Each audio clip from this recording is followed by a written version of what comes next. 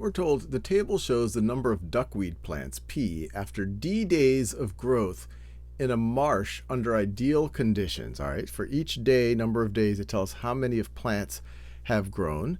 Is the number of plants P a function of the days D? Why or why not? So why don't you pause this video and have a go at this before we do this together? All right, now let's do this together. So when we think about a function, it sounds like a very fancy thing, and it is very useful.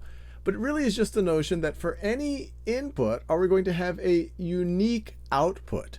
And so we can see here that for each input, I only have one output right over here. 0 goes to 2, 2 goes to 4, 4 goes to 8, 6 goes to 16, 8 goes to 32, 10 goes to 64. So this is a function.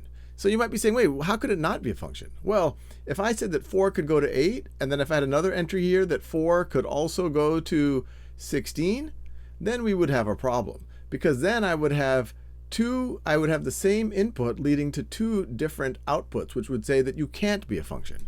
But this one definitely is a function. So let's see which of these choices. It's going to be one of these two that say yes. Yes, because the number of plants always increases, it must be a function. No, that's not. Just because something increases doesn't mean it has to be it doesn't mean that it has to be a function.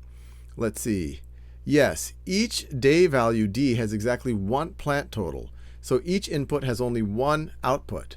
Yes, I like that one right over there.